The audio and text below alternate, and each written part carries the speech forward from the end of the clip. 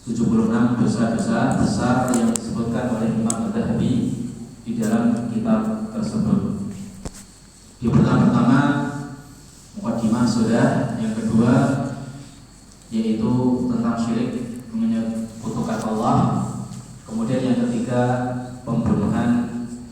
Sekarang pertemuan yang keempat, yaitu dosa besar yang ketiga. Dosa besar yang ketiga adalah as-sihru, yang artinya sihir. Di sihir itu asal katanya dari bahasa Arab, dari bahasa Al-Quran.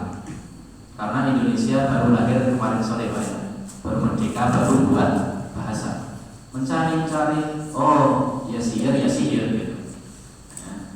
Maka bahasa yang paling kaya adalah bahasa Arab. Bahasa Arab pada Indonesia masih jauh. Banyak suku kata Indonesia itu diambil atau diserap dari bahasa Arab, dan itu sangat banyak sekali. Maklumah misalnya, atau derajat gitu ya, dari bahasa Arab, dan yang lain sebagainya. Makanya seorang dianjurkan kalau mampu untuk mempelajari bahasa Arab, karena itu adalah bahasa Al-Quran dan Sunnah, di mana Allah memilih bahasa terbaik dan ditemukan bahasa Arab yang terbaik. Oleh karena itu kita pelajari ini buku yang aslinya bahasa Arab. Saya punyanya bahasa Indonesia, Pak. Tidak masalah, insya Allah. Dan sesekali saya juga bandingkan dengan versi Arab di internet.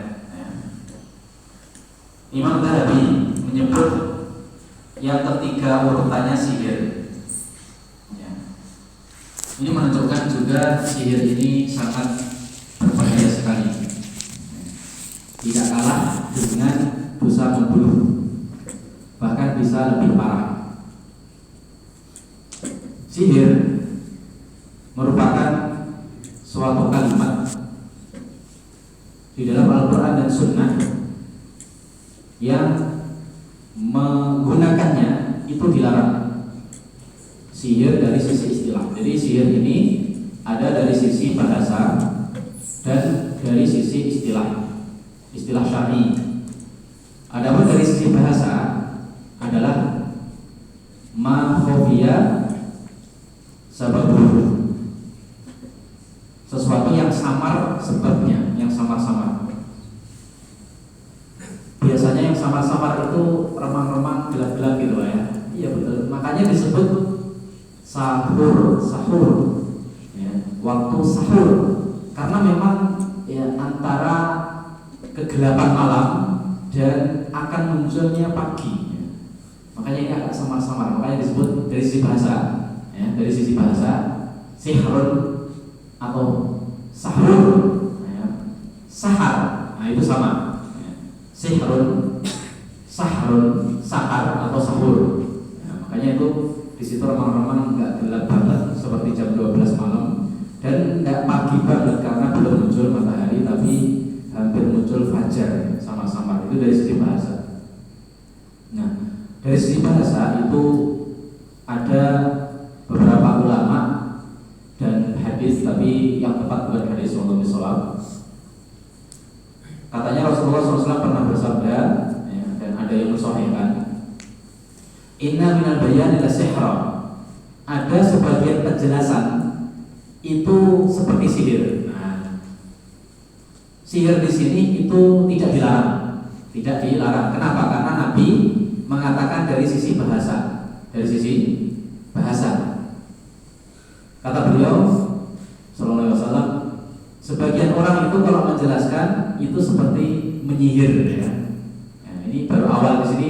Panjenengan masih tersihir ini, masya Allah. Nanti kalau sudah dekat isya, ini udah waktunya istirahat, ya. Mengheningkan cipta mulai. Ini contoh ya, contoh ada lafaz sihir di Al-Quran, di Sunnah, ya, atau di perkataan ulama itu tidak ada masalah. Ini sihir, seperti sahar, waktu sahar ini tidak masalah. Dan yang kita bahas adalah dari sisi syar'i. Maksudnya sihir dari sisi istilah. Sihir yang dibahas di kitab ini adalah sesuatu yang dilakukan seorang penyihir, laki-laki atau perempuan, yang biasanya mereka menggunakan media, baik itu kertas atau tali atau ikatan atau bulir bahasa kita, kemudian ditiupkan di media tersebut dan ditambahi sedikit ludah gitu ya, nafasan ludah, nanti kita sebutkan dalilnya. Dan biasanya mereka minta pertolongan kepada syaitan ya, minta pertolongan kepada syaitan. Nah, itu secara umum sihir dari sisi istilah yang dilarang Nabi Muhammad SAW.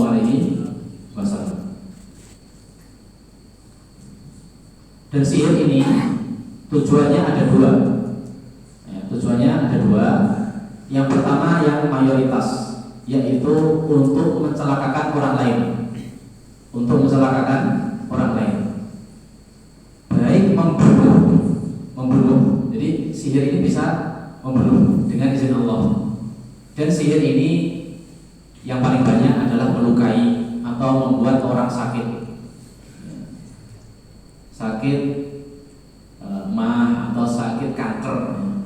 Syekh Sa'id Walidan itu mengatakan mayoritas atau banyak sekali, maksudnya di Saudi itu orang sakit kanker karena sihir ya. Mungkin yang ditemui beliau dari murid-muridnya atau jamaahnya itu karena sihir. Dibuktikan medis tidak mendeteksinya ya, di antaranya adalah medis tidak mendeteksi. Sudah ditanyakan seluruh para dokter ini sehat walafiat ya, sehat walafiat, tapi pasien tadi merasa sakit seperti kanker. Ada juga yang medis mendeteksi. Jadi ada dua, kadang mendeteksi kadang tidak. Yang mendeteksi ini sebabnya juga sihir ya, tapi tidak semuanya Pak ya, mohon maaf ini jangan disalahpahami. Ada penyakit sebabnya sihir, ada penyakit sebabnya tidak ya. Penyakit kanker kan banyak juga selain sihir ya.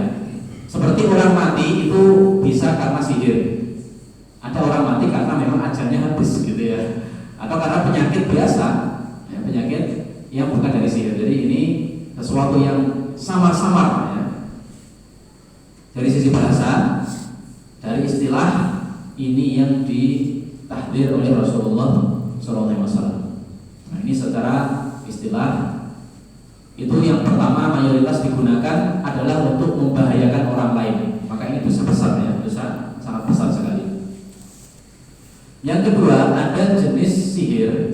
Nah, ini bagian dari sihir, yaitu jenis yang penyakitnya enak ini, malah rindu ya, itu Mas ya, malah rindu. Nah, ini biasanya orang Indonesia menyebut pelet ya, nanti kita sebutkan Arabnya dan hadisnya ya, menyebut pelet gitu ya. Nah, ini bagian dari sihir karena biasanya minta pertolongan dengan jin juga ya. Ini jin spesialis cinta gitu ya, saya tidak tahu ini. Pokoknya ada jenis yang itu, tapi itu tidak lebih banyak daripada jenis yang pertama, yaitu mencelakakan orang lain. Kenapa? Karena syaitan itu lebih senang ketika pasangan itu berpisah. Adapun hukumnya ini ada dua. Yang pertama, ketika dalam proses sihir itu syaitan tadi mensyaratkan kufur kepada Allah atau syirik, maka kufur atau syirik hukumnya.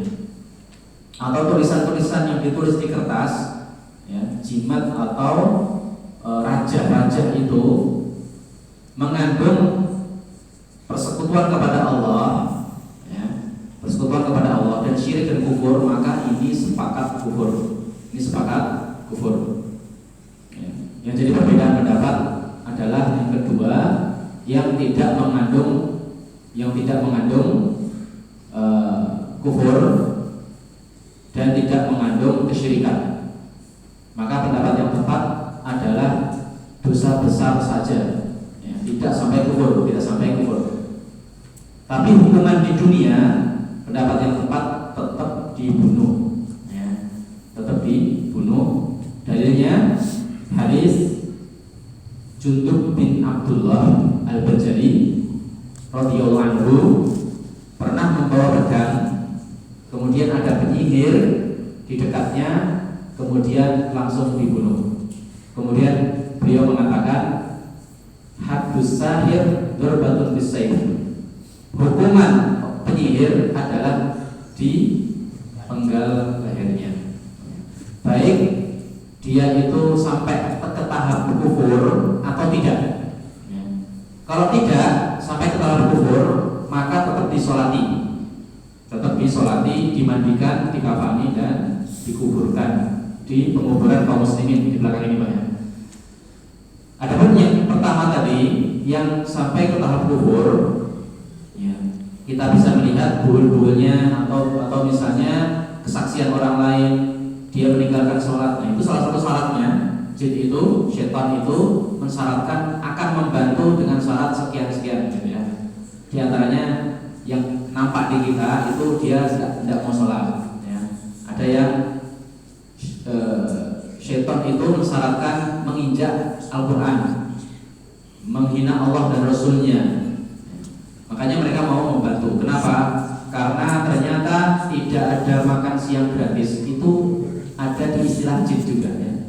Di negara alam syaitan itu ternyata istilah ini dari mereka atau dari kita, saya tidak tahu. Intinya mereka juga menganut kaidah itu, tidak ada makan siang gratis atau cemilan malam gratis, tidak ada, harus bayar walaupun donaturnya. Kenapa? Karena syaitan ini memang dia jenis jin yang tidak soleh. Ada yang kafir, ada yang fasik. Kalau akan membantu manusia, penyihir tadi ingin timbal balik, mempunyai syarat. Ayo saya bantu, tapi syaratnya sekian, syaratnya seperti tinggalkan sholat, menyembah selain Allah, pokoknya kufur atau syirik. Nah, jenis yang ini, ya, maka dia setelah dieksekusi oleh pemerintah Islam, nggak boleh sendiri-sendiri, Pak, ya, maka tidak disolatkan, ya, tidak dimandikan, ya, silahkan keluarganya sendiri saja, yang lain nggak usah ikut untuk dikafani, dikuburkan di kuburan bukan muslim, nggak boleh di kuburan muslim, di kuburan non muslim. Di sini di mana, Pak? Di Selesai ada Cina di sana. Iya, yang untuk orang Cina saja, Pak, di sana. Iya, kafir semua. Kalau selain non Cina itu boleh nggak di sana? Boleh, ya, kita izin dulu apa bayar dulu, ya. Pokoknya yang sudah sampai ke tahap kufur ini tidak boleh di belakang sini, ya. Belakang sini harus di tempat yang khusus. Nah, itu dari sisi hukumnya adalah kufur dan dalilnya banyak. Ya, di antaranya firman Allah Subhanahu wa taala surat Al-Baqarah ayat 102 yang saya baca tadi. Yang saya baca di muqaddimah tadi, Allah berfirman, "Walakinna syayatina kafaru yu'allimuna as-sihra." Ya, Allah berfirman, ini panjang saya singkat, ya. Para syaitan itu kafir, mereka mengajarkan sihir, dan juga ada dua nama yang terindikasi kafir juga, ya, Harut wa Marut di ayat tersebut. Mereka berdua mengatakan innama nahnu fitnatun fala takfur. Dua katanya ini malaikat, ya, yang membela walau bisawab atau dari golongan jin walau bisawab. Mereka berdua mengatakan kita itu fitnah. Yu'allimuna as-sihra, mereka mengajarkan sihir. Nahnu fitnatun fala takfur, jangan kufur. Berarti diambil kesimpulan oleh para ulama, sihir itu bisa berujung kekufuran. Ini mayoritas yang terjadi. Wallahu a'lam bishawab. Ada juga jenis sihir yang dia itu lebih ringan, yaitu tadi sihir yang mencelakakan orang lain, seperti di ayat ini, yaitu yufarriquna bainal mar'i wa zawji. Tujuannya adalah untuk memisahkan suami istri. Memisahkan suami istri ini sangat gamblang di surat Al-Baqarah ayat 102. Surat 102. Ada jenis sihir itu di zaman Fir'aun, tapi para ulama mengatakan mereka kafir juga karena memang dari awal tidak beriman kepada Nabi Musa. Ya. Apa yang terjadi? Wasaharu a'yunan nasi wastarhabuhum wa ja'u bisihrin 'adzim. Para penyihir Fir'aun itu menyihir mata mereka. Ya. Wasaharu ayunahum ayunan nasi wastarhabuhum, dan membuat mereka takut. Wa ja'u bisihrin 'adzim. Di sini Allah mengatakan para penyihir itu membawa sihir yang sangat agung, yang sangat besar. Kalau yang ini model sihir yang tidak mencelakai orang lain, Pak, tapi bikin heboh. Ya. Masya Allah, ini ada apa? Tongkat berubah menjadi ular. Nah, ini di zaman Fir'aun. Ini penyihir juga. Tapi yang dilakukannya apa? Diganggu matanya para hadirin. Bahkan Nabi Musa juga kena. Allah berfirman, yukhayyalu ilaihi annaha tas'a. Ya. Nabi Musa itu dikhayalkan bahwasanya tongkat penyihir itu lari, berubah menjadi ular, kemudian tas'a, bisa jalan atau bisa lari. Juga kena juga. Nah, jenis ini tidak terlalu bahaya dari sisi penyakit ya. Tapi ini menipu juga bisa mengganggu orang lain. Kalau akidahnya lemah, ini bisa disalahgunakan untuk apa? Ya, untuk kekufuran bisa, tergantung yang menggunakan. Atau bisa digunakan juga untuk pameran gitu ya. Untuk apa, kalau zaman kita kecil dulu ya, untuk pertunjukan, sulapan. Nah, sulapan ada dua, sulapan yang memang dari sihir ya, dari sihir beneran. Mereka minta tolong kepada jin. Nanti tergantung syaratnya. Kalau syaratnya kufur, kalau tidak. Tapi mayoritas kufur. Ada yang jenisnya sulapan biasa, kecepatan tangan. Kalau ini bukan sihir ya. Ini bukan sihir, ini kecepatan tangan, sulapan, atau mungkin tipuan alat-alat memang khusus dibentuk untuk apa? Untuk sulapan gitu ya.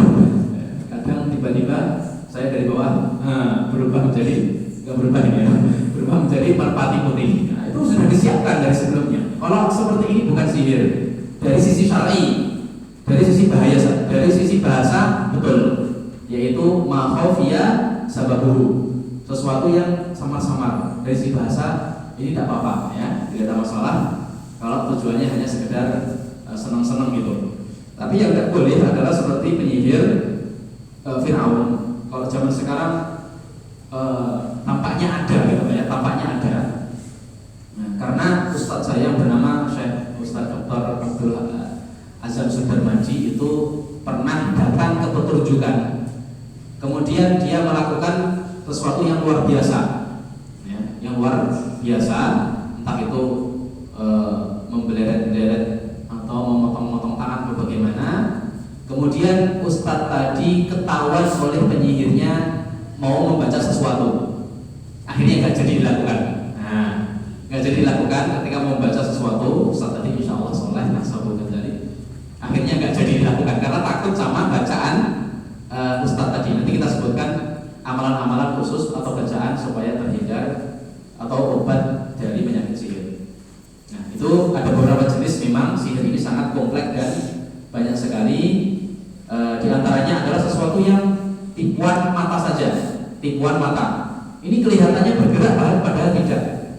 Ini kelihatannya ular, padahal penyihir ya, ini cuman air minum amanah gitu ya. Mereka ketawa saja dalam hati mungkin. Orang-orang pada takut gitu. Wastarhabuhum. Orang-orang pada takut. Yang sekeliling Firaun ketika itu. Tapi Nabi Musa ya melempar tongkat, wis tawakal kepada Allah, tongkatnya berubah menjadi ular beneran. Menjadi ular beneran. Ini bukan sihir kalau ini. Kenapa? Karena setan saja tidak bisa berubah. Dan penyihir lebih tahu. Ya. Kenapa? Karena mereka pelaku yang menipu mata-mata hadirin, para hadirin. Mereka kan pelaku ya, yang bisa menipu mata hadirin. Nah, ketika berubah dari jadi tongkat ini jadi ular beneran, para penyihir lebih tahu daripada hadirin. Kan hadirin kan nggak bisa bedakan mana ini sihir, mana ini beneran, betul lah ya? Mana ini tipuan mata, mana ini asli. Tapi penyihir mereka lebih tahu daripada yang lain. Firaun aja nggak tahu. Kenapa? Karena kalau seandainya ini tipuan mata, penyihir ini tidak kena efeknya. Ya. Yang kena efeknya adalah objek.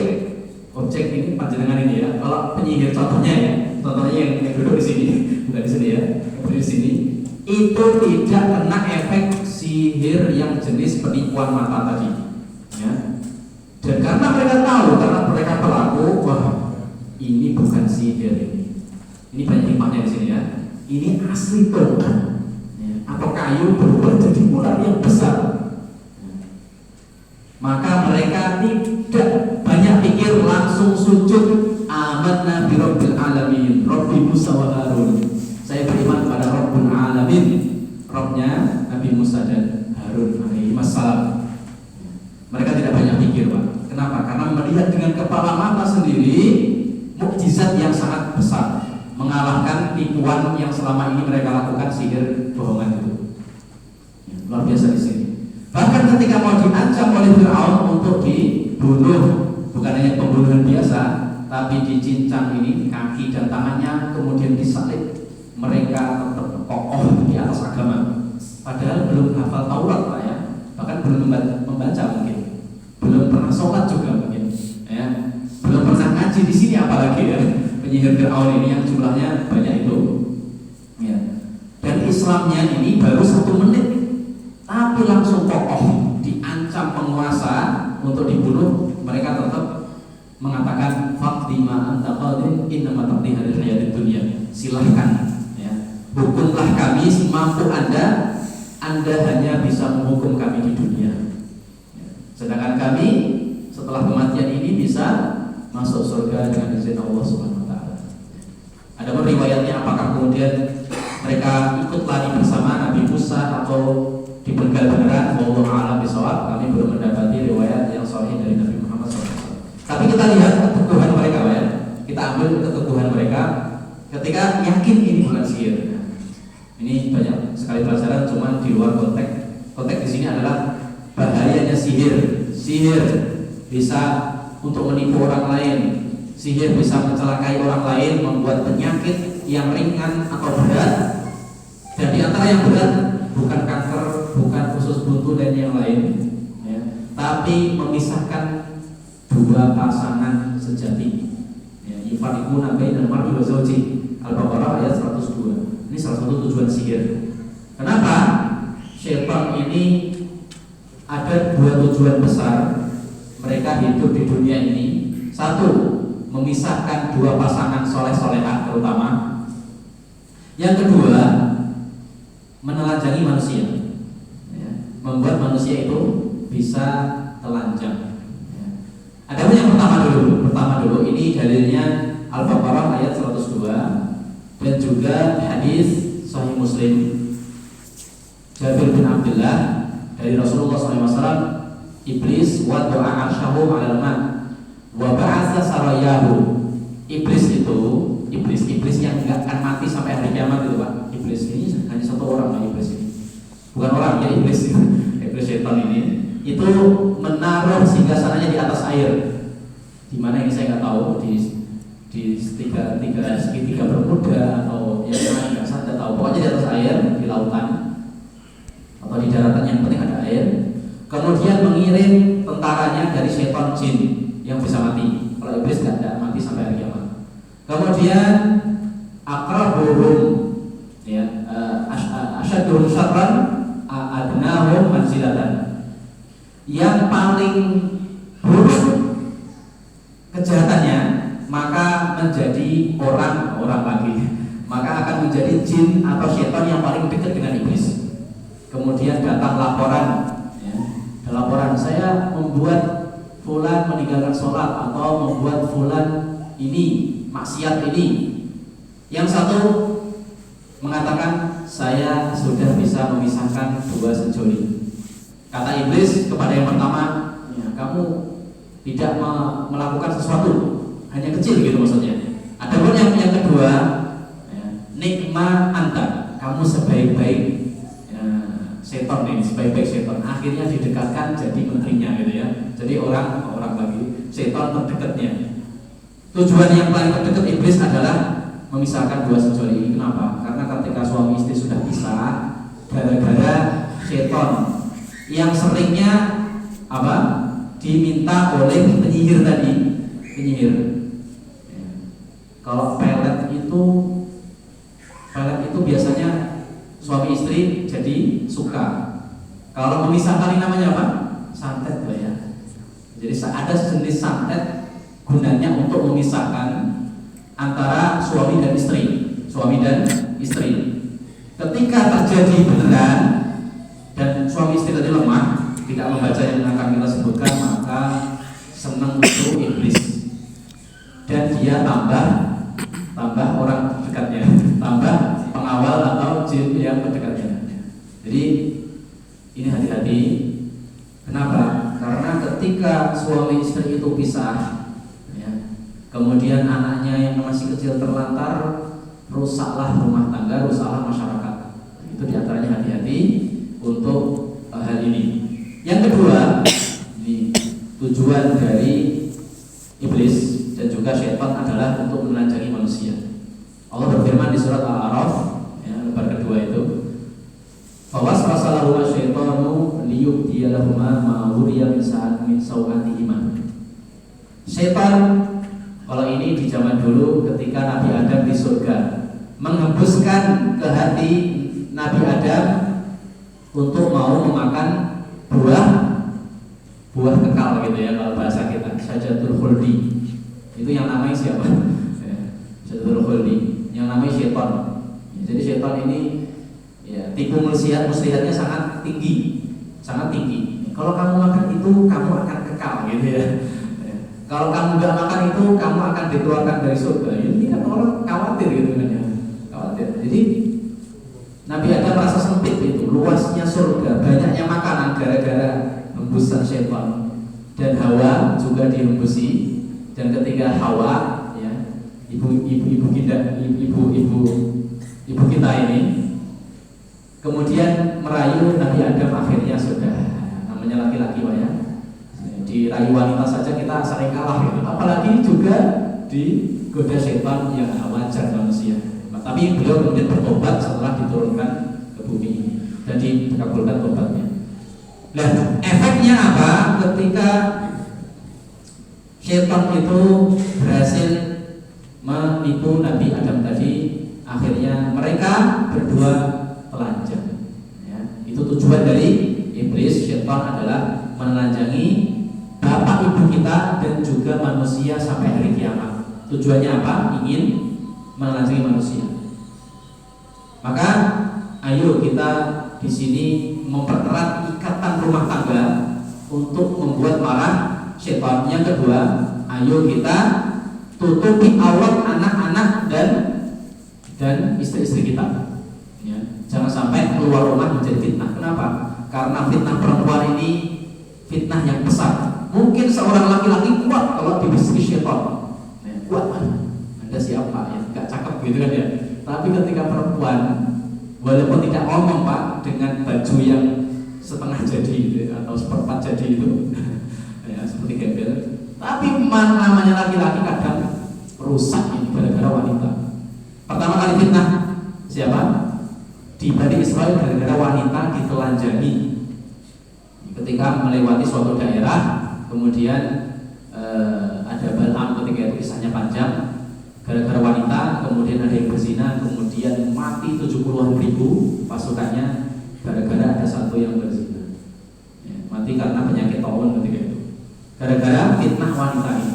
cara ditelanjang. Jadi oleh karena itu kita jangan sampai bersekongkol dengan syaitan. Ini secara umum. Secara lebih spesifik teknisnya seperti ini. Bagaimana penyihir melakukan sihir? Bismillah. Kalau ini bukan sihir, Pak ya. Bismillah, ini minum.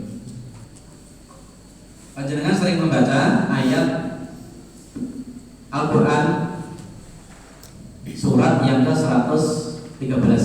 Apa itu? Kalau buru-buru Pak ya, biar cepat rampung. Al-Falaq ya, suratul Falaq. Qul a'udzu birabbil falaq min syarri ma khalaq wa min syarri ghasiqin idza waqab wa min syarri naffatsati fil 'uqad. Nah ini yang ketiga, kita diminta oleh Allah untuk berlindung dari nafasat. Nafasat itu adalah penyihir ya, yang punya jiwa buruk. Jadi nafasat ini tafsir yang tepat adalah kembali sifat ke jiwa. Nafasat, jiwa yang buruk, baik laki-laki atau perempuan sama saja, yang dia mengembuskan di uqad, ikatan atau bahasa kita buhul. Di sini para ulama menafsirkan dan di fakta lapangan juga seperti itu. Ketika mereka punya hati yang sangat buruk, ingin mencelakakan musuhnya, penyihir ini, kedengkian, keburukan, kejahatan yang di dalam hati, dengan izin Allah ya, dengan izin Allah ya, itu pindah ke buhul tadi, pindah ke buhul, melewati media atau melewati hembusan yang diiringi ada sedikit ludah. Nafas itu bukan kalau itu nafas, kalau itu hanya tiupan. Tapi kalau nafas itu adalah tiupan ada kuahnya sedikit Pak ya. Itu nafas.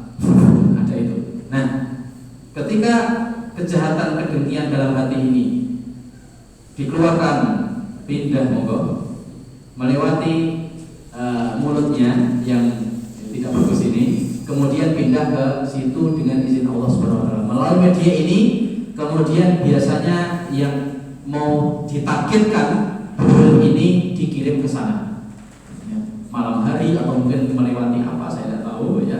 Yang penting tiba-tiba buhul ini di pojokan rumah sana atau mungkin di situ atau mungkin di luar rumah. Kalau Nabi pernah kena sihir oleh Labid bin Asom itu adalah di luar rumah ya, di luar rumah tapi tidak jauh dari tempat beliau. Jadi Nabi juga pernah kena sihir, Pak. Pernah kena sihir, disihir oleh Yahudi Labid itu, dan beliau setelah sembuh memerintahkan untuk membakar, mencari buhulnya, mencari buhulnya. Hadis di Sahih Muslim. Jadi itu lah ketika mereka menggunakan media ini salah satu cara penyihir, kemudian mereka minta bantuan kepada syaitan ya, kepada syaitan supaya sihirnya tambah sempurna untuk mencelakai orang lain tadi itu. Dan di antara dalilnya kenapa sihir ini syirik menggunakan media-media tertentu, Rasulullah bersabda ya, di riwayat Ahmad dan yang lain, inna ruqa wa tamaim wa tiwalata syirkun. Sesungguhnya ya, bacaan-bacaan syirik, ini bukan ruqyah syariah tapi ruqyah syirkiyah, bacaan-bacaan syirik. Wa tamaim ya. Tamaim itu seperti jimat. Wa tiwalata ya. Wa tamaim wa tiwalata. Tiwalah itu, mohon maaf kalau yang tiwalah itu jimat. Kalau tamimah itu seperti raja kalau masalah ya. Tamaim wa tiwalata ya, syirkun. Jadi di sini ada tiga. Satu adalah bacaan-bacaan syirik, baik itu dibacakan ketika menghembus buhul. Yang kedua wa tamaim, ini yang digantung Pak. Digantung itu biasanya jimat, mohon maaf. Yang digantung itu tamimah itu jimat. Wati walah ya. Wati walah itu yang biasanya ditulis-tulis ya. Ditulis-tulis itu raja atau sejenisnya. Syirkun kata Nabi Muhammad SAW. Kenapa? Karena yang ditulis itu biasanya mengandung kesyirikan. Tapi ulama untuk tamimah itu banyak mengatakan tidak syirik ketika ditulis Al-Quran. Jadi jimat bahasa kita Pak ya, yang tulisannya itu Al-Quran, banyak ulama yang membolehkan ya. Walaupun ini pendapat lemah ya. Kenapa? Karena mereka berdasarkan hadis Abdullah bin Amr bin As. Abdullah bin Amr bin As. Di hadis ini ada tambahan. Di riwayat Tirmidzi, Abdullah bin Amr bin As diriwayatkan itu meruqyah anaknya, mengajarkan anak-anaknya adalah a'udzukum bikalimatillahit tammah ya. A'udzukum bikalimatillahit tammah min ghadabi wa iqabi wa syarri ibadi wa min hamazati syayatin wa ayyahdurun. Itu kalau anak-anaknya yang sudah balik, beliau mentalkin doa ini. Ini salah satu doa supaya terhindar dari keburukan, dari sihir. Nah, anak-anaknya yang masih kecil diriwayatkan, yang masih belum balik ya, masih kecil itu sama Abdullah bin Amr bin As itu digantung jimat tapi bertuliskan Al-Quran. Itu riwayatnya seperti itu. Jimat kemudian dituliskan Al-Quran di situ. Ini dijadikan patokan sebagian ulama bolehnya ya, berlindung atau menggunakan jimat bertuliskan Al-Quran ya, atau doa-doa. Cuman pendapat yang tepat, pendapat ini tidak tepat. Jelas ya, pendapat yang rajih, pendapat ini tidak tepat dari dua sisi. Sisi pertama, riwayatnya lemah. Tambahan ini, jadi Rasulullah tadi bersabda, Inna ruqa wa tamaim wa tiwal syirkun ya. Ruqyah syirik, bacaan-bacaan, kemudian jimat, kemudian tiwalah ya. Kemudian tiwalah itu bisa diterjemahkan seperti pelet gitu ya, seperti pelet atau santet. Pelet atau santet kalau dijelaskan di sini adalah tiwalah adalah suatu jenis sihir menggunakan perempuan untuk mencintai suaminya. Mencintai suaminya tidak boleh ya, karena tidak alami ya. Kemudian juga bisa digunakan jenis yang lain seperti santet ya, seperti santet yang jenis memisahkan suami istri, ini yang tiwalah. Kita membahas tamaim. Di hadis ini itu ada tambahan kisah Abdullah bin Amr bin As tadi. Ketika anaknya yang sudah balik diajari doa tadi supaya terhindar dari syaitan, dari sihir. Kalau anaknya masih kecil digantungkan jimat tapi tulisannya Al-Quran. Tapi riwayat ini lemah ya. Lemah kenapa? Karena ada perawi bernama Muhammad Muhammad bin Ishaq. Beliau itu terkenal ya, kalau di perawi hadis ada namanya Muhammad bin Ishaq, itu terkenal mudalis itu hadisnya lemah. Kalau dia nggak mengatakan hadatsana atau sami'tu syekhi gitu ya. Tapi kalau dia mengatakan an dari guruku, ini riwayatnya lemah. Dan di antara alasan yang kedua kenapa pendapat ini lemah, karena apa? Karena itu bisa menjerumuskan ke dalam kesyirikan, bisa menjerumuskan ke dalam kesyirikan. Karena dari awal mungkin wah ini kan tulisannya Al-Quran digantung, ditempel di dada supaya terhindar dari keburukan. Tapi lama-lama hatinya tidak menggantungkan kepada Allah, menggantungkan kepada suatu benda, maka bahaya sekali. Adapun pendapat pertama, kenapa tetap ngotot boleh ini ya? Kenapa? Karena ada barokah di tulisan Al-Quran, ada barokah di kaligrafi Al-Quran. Itu mungkin alasan mereka ya, kenapa ditempel kaligrafi dan sebagainya. Oh ini sebagai jimat syar'i gitu ya. Betul, ini memang ada beberapa ulama Ahlus Sunnah sendiri dari mazhab Syafi'i itu membolehkan ya, dengan tujuan apa? Ya mencari barokah supaya terhindar dari bahaya tersebut ya. Tapi pendapat yang tepat itu tidak boleh jimat dengan ini. Alasannya diantaranya dalil pelarangannya umum. Rasul di sini tidak mengatakan jimat yang dari Al-Quran atau tidak. Tapi yang penting jimat itu tidak boleh tamaim ya, tamimah itu tidak boleh. Adapun kalau jimatnya itu tertulis kesyirikan maka syirik. Kalau tertulis Al-Quran maka haram saja ya. Haram saja, tidak sampai syirik. Itu bedanya. Pendapat yang tepat adalah kalau tertulis jimatnya itu ya, terkandung kesyirikan maka syirik atau kufur. Kalau Al-Quran atau Sunnah atau bacaan doa maka haram saja, tidak sampai kekufuran. Wallahu a'lam bishawab. Nanti setelah sholat kita akan sebutkan amalan-amalan supaya terhindar dari sihir, atau kalau sudah terlanjur kena sihir, apa bacaan ruqyahnya seperti Nabi pernah terkena sihir, maka akan kita sebutkan insyaallah taala. Barakallahu fikum. Tutup sementara. Wassalamualaikum warahmatullahi wabarakatuh. Yang semoga dirahmati Allah Subhanahu wa taala. Lanjutkan pembahasan tentang sihir. Sihir ya. Ini kita belajar sihir bukan untuk dikerjakan ya. Kalau diperhatikan berkali-kali kita belajar tentang bahaya-bahaya ini untuk kita tahu bahayanya, bukan untuk dikerjakan. Termasuk ketika Allah mengatakan di surat Al-Falaq, yaitu penyihir-penyihir yang menghembuskan di buhul, itu bukan untuk dipraktekkan, tapi supaya kita tahu untuk kita bisa hindari.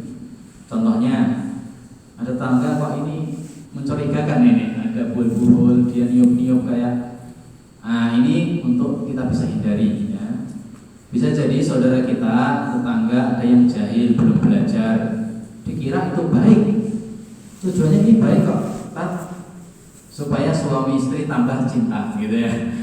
Karena selama ini gagal dalam cinta normal, maka ini cari para normal gitu. Para tidak normal maksudnya ini ya, dengan cara ini tiwalah. Ini untuk pemuda juga hati-hati, jangan sampai ikut-ikutan tren cinta tertolak dukun berarti ya, dukun penyihir ini. Ini hati-hati, tidak boleh. Rasulullah bersabda yang saya bacakan tadi, inaruko jampi-jampi syirik buat tamaim, yaitu jimat-jimat. Pendapat yang tepat ini juga tidak boleh. Tapi kalau tertulis kesyirikan syirik buat tiwalah dan pelet ya. Tiwalah ini tafsir yang tepat adalah pelet. Bahasa kita pelet ya, adalah itu syirik. Bukannya itu tujuannya baik ya, supaya tambah sayang gitu ya. Selama ini tidak sayang berarti. Nah, apakah dengan cara ini mosok syirik gitu ya? Di sini syariat tidak melihat tujuan saja, tapi melihat cara. Ya. Melihat cara, karena caranya pelet ini tiwalah itu biasanya memang cari pertolongan setan, jin setan. Dan mereka ketika membantu orang itu tidak gratis, harus ada ya, ada imbalannya, tumbal gitu ya. Bahasa kita mungkin. Maksudnya harus ada imbalannya apa? Karena mereka setan, kafir, imbalannya adalah supaya jadi temannya di sana, ya, temannya di neraka misalnya. Yaitu Anda harus kufur, Anda harus syirik, tinggalkan sholat, ya. Jangan berbakti kepada orang tua, gitu ya. Jangan wudhu kalau sholat, gitu, tidak sah kan? Atau misalnya yang sering itu apa? Menginjek mushaf, dan itu banyak saksinya Pak, banyak saksi. Orang tuanya punya kamar, ini cerita udah lama ya, punya kamar khusus, gak boleh masuk. Setelah dia meninggal, anaknya penasaran, dibuka kamar, ternyata dalamnya WC saja, WC saja. Ya. WC kecil gitu, ada ruangan kecil lagi. Penasaran, dibongkar, di bawah kesetnya ada Al-Quran. WC-nya dibongkar lagi, bawahnya ada Al-Quran juga, mushaf di situ. Ya. Ini ternyata seperti itu. Kenapa mereka orang setan ini ya membantu tadi manusia tadi dengan bisa ini itu, bisa terbang, bisa sholat 5 waktu di Masjidil Haram, kan enak Pak ya, haji tiap tahun nggak bayar. Memang ada yang kejadian seperti itu, ternyata dibantu setan tapi dia kafir. Waliyadzubillah. Karena tujuannya bukan karena Allah, sholat di sana itu bolak-balik. Termasuk ya, kalau yang jenis pelet ini ya, yang pernah saya dengar ceritanya, ketika sukses dia kerjasama dengan setan, tiwalah ini ya.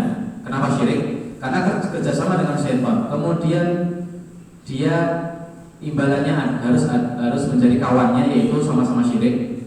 Kemudian dibantu syaitan untuk menjadikan suami istri cinta, atau pasangan yang haram itu yang sebelumnya cinta ditolak, kemudian mau, kok sekarang ganteng gitu ya, yang kita sekarang, kemarin kan enggak gitu.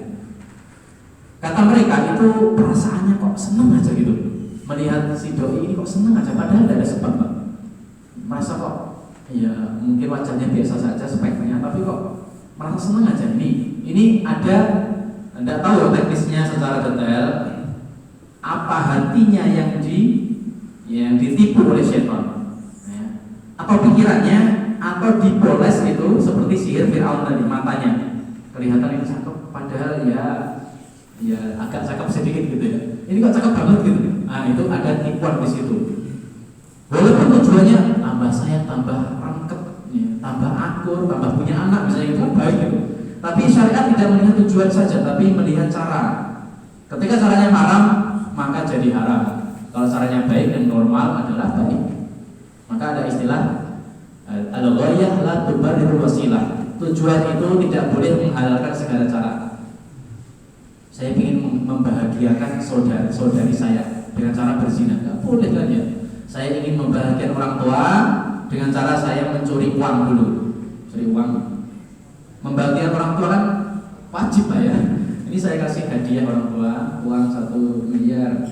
Dari mana uangnya? Dari nyolong. Nggak boleh.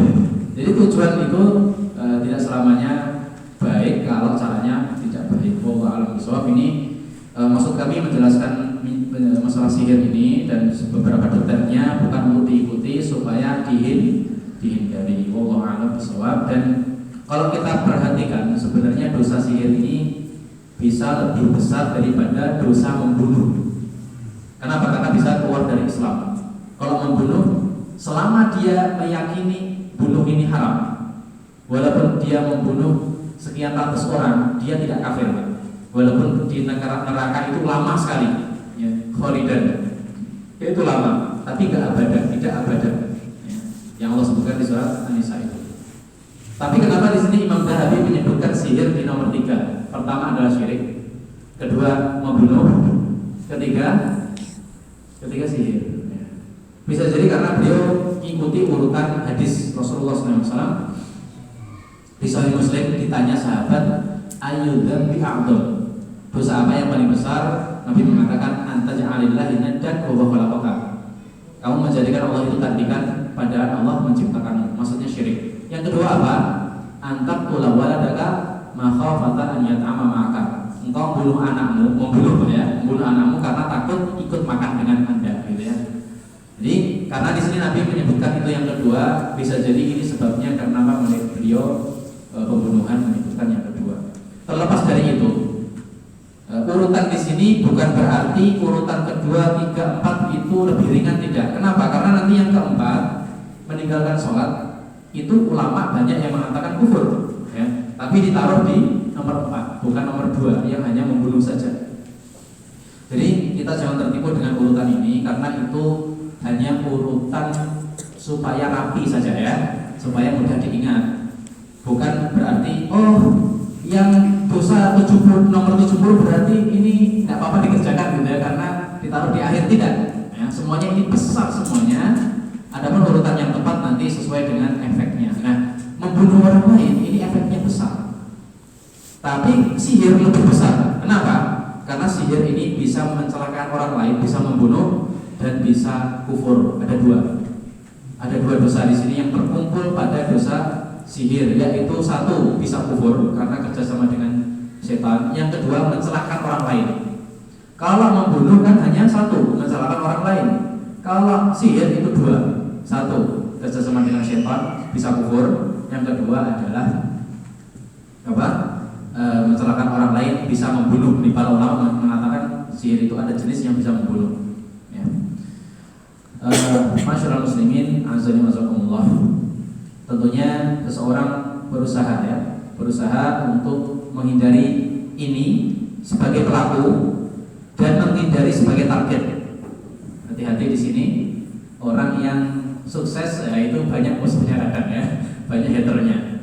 sukses dalam sisi bisnis atau karena ini kok cakep gitu ya, banyak yang datang saya berkali-kali, ini iri dengki ini muncul. Makanya di surat Al-Falaq wallahu bisawab Allah sebutkan ta'awud dari nafatsati fil uqad wa min syarri hasidin idza hasad. Orang yang hasad itu salah satunya dengan cara mencelakakan orang lain menggunakan sihir. Hati-hati di sini, orang hasad itu kadang dari dalam rumah, luar rumah, tetangga dan sebagainya. Nah, maksud kami adalah kita menghindari berbuat sihir dan menjadi target. Kalau menjadi target ini memang tidak mudah untuk lari dari target. Namanya manusia yang fisabilillah. Nabi saja menjadi target penyihir. Labid bin Asom tadi, beliau kena sihir. Setelah kena sihir, beliau yukhayal, seakan-akan beliau mengerjakan sesuatu padahal tidak. Dan beliau agak sakit gitu, tapi tidak terlalu parah. Dan itu yang kena fisiknya saja, Pak. Nabi hanya yang terkena fisiknya, tapi hatinya tidak. Aman, hafalan Qur'annya aman, wahyunya aman. Beliau hanya terkena fisik dan matanya atau khayalannya itu beliau kayak mengerjakan sesuatu padahal tidak. Itu dalam hadis seperti itu. Dan hikmah kenapa Nabi itu disihir, hikmahnya adalah supaya beliau bisa mengajarkan bagaimana sembuh dari sihir. Nanti kita sebutkan. Dan kemudian di antara hikmahnya Allah turunkan 2 surat itu. Qul huwallahu ahad, qul a'udzu birabbil falaq dan qul a'udzu birabbin nas, ya. 2 muawwidzatain istilahnya. Turun 2 ayat ini beliau meruqyah dirinya sendiri atau Jibril dibantu oleh malaikat Jibril meruqyah dengan 2 surat ini. Ya. Qul huwallahu ahad, qul a'udzu birabbil falaq dan qul a'udzu birabbin nas. Itu bagi yang terkena sihir. Saya sudah berusaha kan, ya, tapi terkena seperti Nabi saja terkena, apalagi ya kita berusaha, jangan ya berusaha. Maksud kami adalah Nabi terkena, maka selain Nabi rawan terkena. Nah, supaya tidak terkena, demikian berikut adalah amalan ya, supaya terhindar dari sihir. Bismillah, tentunya pertama tauhidnya kuatkan, akidahnya kuatkan. Kalau akidahnya sudah lemah ini, hati-hati bisa temannya syaitan. Kemudian amalan wajib untuk dikerjakan, sholat 5 waktu, ya, membayar zakat, haji atau umroh bagi yang mampu dan seterusnya. Pokoknya yang rukun-rukun dan wajib ini dikerjakan. Kenapa? Karena syaitan itu tujuan utama mensyirikkan manusia. Kalau nggak mampu meninggalkan kewajiban, ya. Kalau nggak mampu meninggalkan yang sunnah, kalau nggak mampu mengerjakan yang mubah-mubah, seperti itu. Tablis iblis, ya, kata Ibnu Jauzi. Nah, di antaranya adalah 1, di samping kita malah mengerjakan kewajiban adalah zikir pagi dan sore. Ya, zikir pagi dan sore ya. Subhanallah dan seterusnya. Dan di antaranya ada ayat kursi yang dibaca zikir pagi dan sore. Kemudian bacaan la ilaha illallah wa la syarika lahu lahul mulku wa lahul hamdu wa huwa ala kulli syai'in qadir. Nah, itu salah satu dijaga dari gangguan syaitan. Dibaca 100 kali. Dibaca 100 kali. Itu bacaannya panjang banyak. Panjenengan kalau tidak mampu membaca semuanya, maka cukup membaca 1-2 ada masalah. Misalnya bismillahirrahmanirrahim la yadurru ma'asmi syai'un fil ardi wala fis sama'i wa huwas samiul basir. Ini diantaranya yang pendek. Nah, itu terhindar dari syaitan dalam hadis tersebut. Dan di antaranya sebelum tidur itu membaca ayat kursi. Karena manusia itu dalam kondisi lemah. Kapan? Ketika lalai. Lalai yang paling parah adalah ketika tidur. Maka hati-hati, jangan sampai ditemani tidur syaitan ini. Ya. Adalah membaca ayat kursi. Rasulullah bersabda, bagi yang membaca ayat kursi, la yazalullahu 'alaika min hafidun wa la yaqrabannaka syaitan hatta tusbih. Selama Anda membaca ayat kursi sebelum tidur, setan nggak berani mendekat. Penyihir ini yang mau melukai panjenengan, mengirim penyakit ini ya, santet atau apa-apa, ketika dalam keadaan tidur, panjenengan membaca ayat kursi, syukur-syukur ditadaburi gitu ya, ta'awud dulu. Maka penyihir tadi yang dibantu setan tadi nggak mampu mendekat, takut. Kayak ada perisainya gitu ya, mungkin ya, saya tahu. Jadi di sini kata Nabi, la yaqrabannaka syaitan. Syaitan enggak berani mendekat. Ini setan dari jin Pak ya. Tapi kalau preman ini agak sulit memang ya, kalau mereka bobol gitu ya. Ini agak sulit kalau yang manusia. Nah, di sini adalah jin. Kemudian di antaranya adalah ketika di rumah daripada nganggur gitu ya, membaca surat Al-Baqarah. Ya. Membaca surat Al-Baqarah, Rasulullah bersabda, "Inna syaitan yanfiru minal bait alladzi taqra'u fihi surat Al-Baqarah." Tuqra'u fihi surat Al-Baqarah. Syaitan itu lari dari rumah yang dibacakan surat Al-Baqarah. Dalam riwayat yang lain surat Ali Imran juga. Ya. Bahkan di surat Ali Imran dan Al-Baqarah kalau dibacakan kata Nabi, yang artinya Al-Batalah. Al-Batalah itu penyihir tidak mampu menyerang rumah tersebut. Penyihir kata Nabi, Batalah itu tafsirnya penyihir, tidak mampu menyerang rumah yang dibacakan surat Al-Baqarah dan Ali Imran. Ya. Jadi daripada yasinan gitu kan ya. Boleh yasinan tidak apa-apa, tapi jangan hanya malam Jumat, tapi setiap hari. Maka jangan lupa membaca Al-Baqarah dan Ali Imranan, gitu ya. Jangan yasinan terus ini. Karena itu insya Allah efeknya juga sangat baik, yaitu para penyihir tidak mampu. Ini lemahnya setan Pak ya. Lemahnya setan itu apa? Dengan bacaan ini yang mulia bernama Al-Quran, mereka merasa kepanasan, merasa takut. Ini lemahnya setan. Tapi ketika sebaliknya kita lemah, tidak membuat perisai dengan bacaan-bacaan tadi, maka setan menjadi kuat. Dengan jarak jauh bisa menyelakai kita, penyihirnya tadi. Karena dibantu setan gitu ya, yang bisa bergerak lebih cepat, set gitu ya. Kita lari pakai jet pun mereka masih lebih cepat. Nah, tapi dari sisi tertentu mereka lebih lemah. Inna kaida syaitani kana dha'ifa. Tipu muslihat syaitan itu sangat lemah kata Allah SWT. Jadi antara tips supaya terhindar dari sihir Bu ya, insyaallah. Ini di Sahih Muslim Rasulullah bersabda, "Man tasabbaha bisab'i tamaratin ajwatan lan yadurruhu dzalikal yaum samun wala sihrun." Barang siapa, ini yang berkata Nabi, bukan penjual kurma ajwa ya. Barang siapa yang memakan setiap pagi 7 butir kurma ajwa, maka di hari itu tidak akan terkena racun dan juga sihir. Kurma ajwa Pak, tidak terkena racun dan juga terkena sihir, aman ya.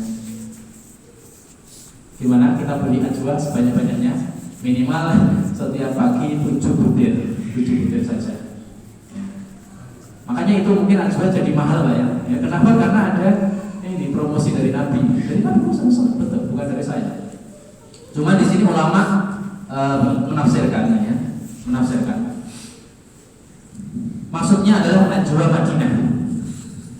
Satu. Yang kedua, maksudnya adalah ajwa di zaman Nabi Muhammad SAW. Wallahu a'lam bishawab. Itu di antara tafsir yang insya Allah benar, yaitu maksudnya ajwa di zaman Nabi. Yang kedua, ajwa dari Madinah saja, asli, yang asli. Adapun yang aspal, apa asli tapi palsu, itu banyak sekali ya. Kami umrah itu ajwa-ajwa apa-apa, ini kelihatan dari luarnya bukan, dari luarnya udah busik dan sebagainya. Ini bukan asli, bukan dari Madinah juga. Makanya yang dari Madinah itu sekarang mahal sekali ya. Memang ada ulama yang menafsirkan memang ini ajwa Madinah sampai hari kiamat, bukan hanya di zaman Nabi. Ya. Untuk mengetahui ini benar atau salah, saya minta tolong yang rela jadi kelinci percobaan, tolong ya. Mau di sini?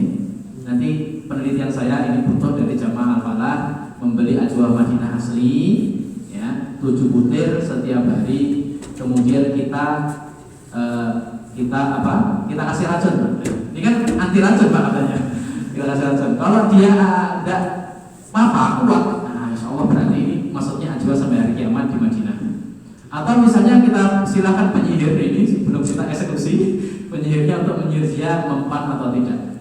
Nah, kalau tidak mempan berarti benar ini. Maksudnya tafsir adalah ajwa sampai hari kiamat di Madinah. Tapi sebagian ulama mengatakan ini di zaman Nabi saja. Wallahu a'lam bishawab. Cuman ada kejadian yang ada videonya.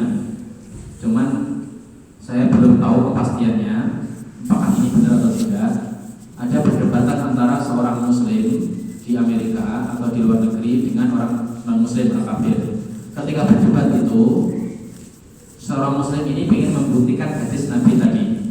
Dia setelah makan ajwa meminum racun tikus dan tidak mati, Pak. Sehat walafiat. Benar, itu ada videonya. Ada videonya, dan itu pernah viral di zamannya, sudah lama, beberapa tahun yang lalu. Setelah makan ajwa meminum, orang-orang pada bingung, kaget, takut ini. Dan dia sehat-sehat walafiat. Wallahu a'lam bishawab. Ini karena video tidak bisa dikonfirmasi secara lebih benar. Wallahu a'lam bishawab. Jadi itu diantaranya, terlepas dari apakah ini ajwa di zaman Nabi saja atau sampai hari kiamat di Madinah, tetap itu dari sisi kesehatan, Pak ya. Sisi kesehatan itu jenis ini itu sangat baik sekali.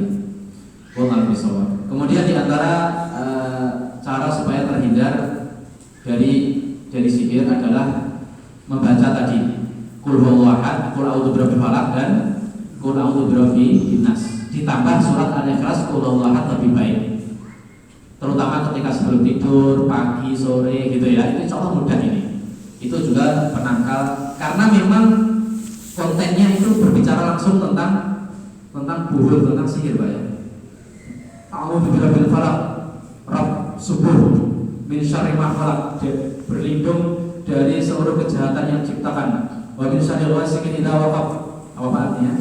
Dari kegelapan malam ketika sudah gelap. Itu biasanya banyak maling gitu, malam hari itu ya. Min syarri ghasiqin idza waqab. Wa min syarri nafasatil fil 'uqad.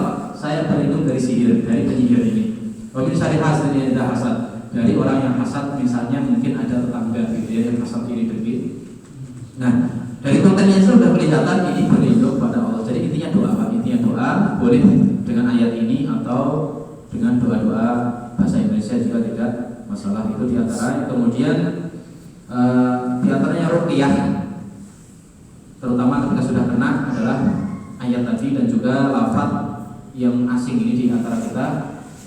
Rasul di ruqyah Jibril menggunakan Bismillahirrahmanirrahim min kulli syai'in yu'dika.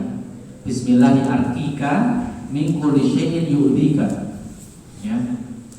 Dengan menyebut nama Allah, saya meruqyahmu dari segala sesuatu yang membahayakanmu, melukaimu. Itu diantara ruqyah-ruqyah supaya sembuh dari penyakit, diantaranya sihir. Wallahu a'lam bishawab. Sihir ini sangat mengerikan. Kenapa? Karena memang samar tidak kelihatan. Kalau pembunuh itu kan menggunakan pedang, ngetok-ngetok rumah kan kelihatan, Pak, nggak usah dibukakan. Ini dari jarak jauh gitu ya. Tidak tahu, mungkin ada jenis yang seperti banaspati itu sihir juga ya. Pernah dengar, Pak, itu ada banaspati, api terbang itu bisa jadi sihir juga. Dan sihir itu hak, memang ada dengan izin Allah Subhanahu wa taala. Nah, ini akidah kita mengatakan sihir ini tetap di bawah kekuasaan Allah. Siapapun di dunia ini, di alam ini, tidak mampu mencelakai orang lain kecuali dengan izin Allah Subhanahu wa taala, karena tidak ada kekuasaan melebihi kekuasaan Allah. Surat Al-Baqarah yang saya baca tadi, lanjutannya apa? Al-Baqarah ayat 102 tadi. Ya. Wa ma bidorina min ahadin illa biidznillah. Jadi penyihir itu tidak bisa membahayakan orang lain kecuali dengan seizin Allah. Ya. Pembunuh tidak bisa membunuh kecuali seizin Allah. Pencuri tidak bisa mencuri kecuali izin Allah. Dan izin Allah itu ada dua. Izin yang disukai Allah, izin yang tidak disukai. Ya, jadi kehendak dua itu ada Allah. Allah menghendaki ada kekufuran, ada kesyirikan, ada orang jahat, itu kehendak Allah itu. Tapi Allah nggak suka. Inilah kekuasaan Allah yang luar biasa. Ada jenis kedua, izin dari Allah atau kehendak Allah dan Allah suka. Allah menghendaki panjenengan sholat 5 waktu. Allah suka tidak? Tidak.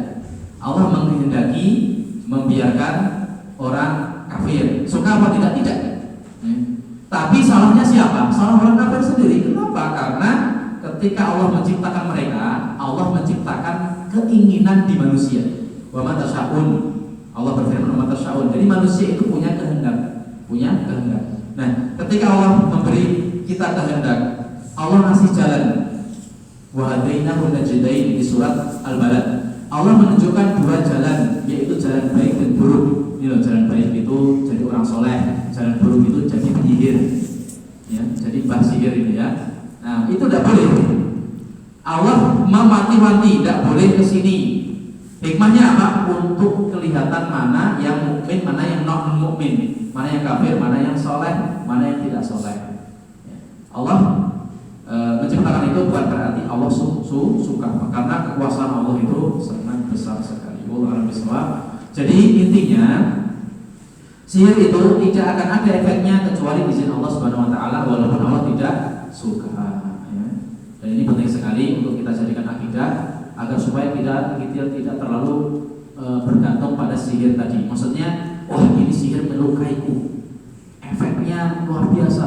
Ini malah bisa jadi syirik, Pak. Ketika ada orang terkena sihir, dia malah seakan-akan kekuatan selain Allah itu menyaingi Allah Subhanahu Wa Taala. Tidak, itu tidak terjadi kecuali seizin Allah. Yang kedua, gara-gara Anda sendiri lalai dari perisai atau cara-cara terhindar dari sihir tadi, nggak pernah baca Quran, tidak membaca ayat kursi dan juga al-ikhlas, al-falaq, an-nas dan sebagainya.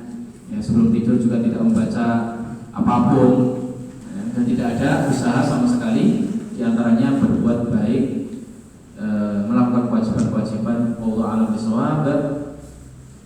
Dan termasuk doa yang populer adalah mu'idukuma bi kalimatillahi tammah min kulli syaitani wa hamah wa min kulli ainin lamah. Ibu-ibu sekalian, panjenengan punya anak kecil nggih. Anak kecil ini enggak perlulah kita kalungi dengan jimat yang tertuliskan Al-Qur'an, walaupun ada ulama yang boleh ini. Pendapat yang tepat enggak boleh. Cukup seperti Nabi ketika Hasan Husain masih kecil, beliau doakan supaya terhindar dari syaitan. Di antaranya syaitan yang kerjasama dengan penyihir. Bagaimana bacaannya? U'idukuma bi kalimatillahi tammah. Kalau ada dua anak gitu. Kalau satu anak berarti u'iduka bi kalimatillahi tammah. Saya ya meminta perlindungan kepada Allah untuk melindungi Anda wahai anakku, cucuku gitu ya. Bi kalimatillahi tammah, dengan kalimat-kalimat Allah yang sempurna Al-Qur'an. Min kulli syaitanin wa hamah, ya. Dari syaitan dan juga hamah, ya. dari hewan-hewan atau makhluk-makhluk yang bisa mencelakai Anda, wa min kulli ainin lamah, dan dari penyakit ain yang tercela, ya. Jadi ada penyakit ain ini jenis tertentu, tidak ada di sini pembahasannya. Ketika seseorang itu matanya diarahkan ke saudaranya, ya, kemudian dia terlalu takjub berlebihan, itu bisa kena ain, penyakit ain. Di antaranya supaya tidak terkena penyakit ain, dia sakit gara-gara ain ini dengan doa ini, ya. Wa itu kalimat pertama min syaitonir wahamah wa min kulli ainin lamah. Wallahu a'lam bishawab. Demikian, mudah-mudahan bermanfaat. Kalau ada pertanyaan silakan.